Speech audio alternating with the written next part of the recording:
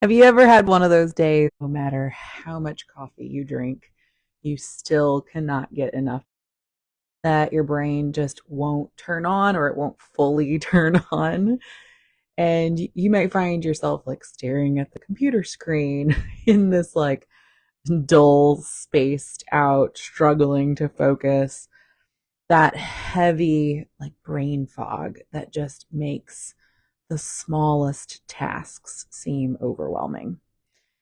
And at the same time, like maybe you feel bloated or that your digestion feels off.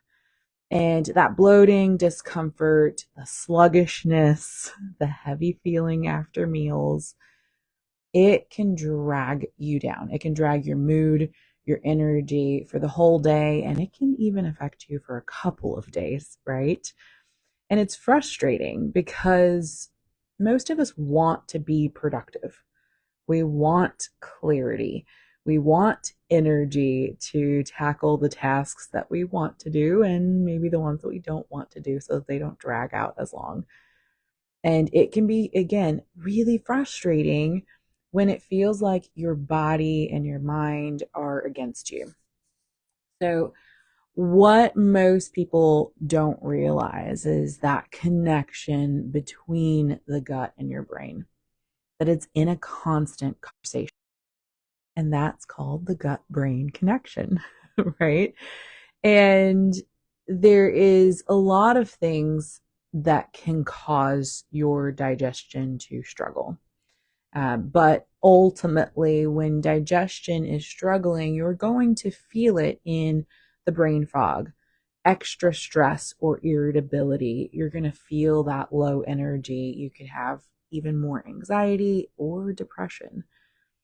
So the truth is that over time there is a toxic buildup in your system, depending on how long that's all the gunk is sitting there.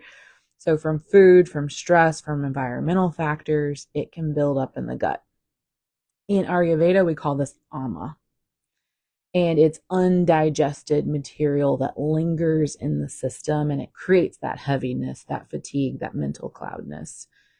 And in modern times, we might call this inflammation, poor absorption, and even imbalances in the microbiome.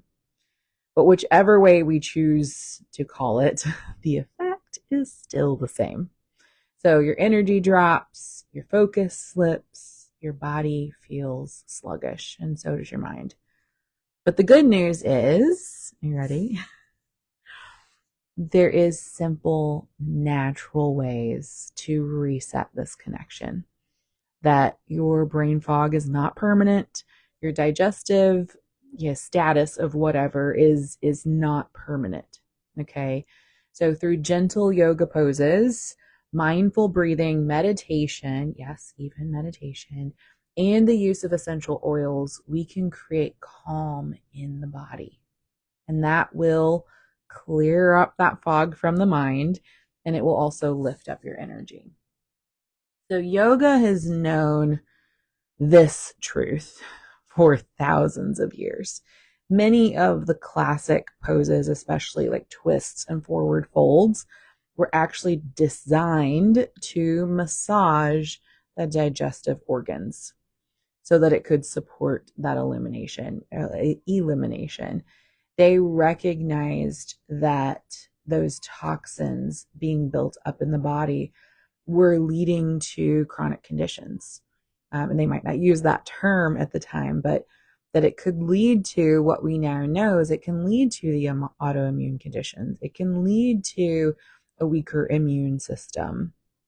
And so practices like Kapalabhati breath, like that fire breath or dragon breath, seated twists, they can kindle this digestive fire, or what we call in Ayurveda and yoga is Agni. And that will burn up and release the toxins. So, one of my favorite tools that we're going to be talking about in this upcoming workshop, and we're going to have a monthly workshop. It's the Energy Rising series, so that each month we are going to talk about a very specific part of health, of yoga, that we can implement to get real answers on like why you're experiencing this, and how healthy lifestyle switches and very easily mindful techniques incorporated into your day and into your life can help alleviate these multiple forms of stresses. But one of my favorite tools within Ayurveda is the idea of eating with the rhythm of the sun, and that your digestive system is actually highest and strongest when the sun is at its highest, and it's weakest when it sets. So in Ayurveda, it's not for this eating every 2 hours. Now you can use that as a temporary system now to hack the body and speed up the metabolism, but in Ayurveda, we take a very different approach, that it's less eating, it's more meaningful eating.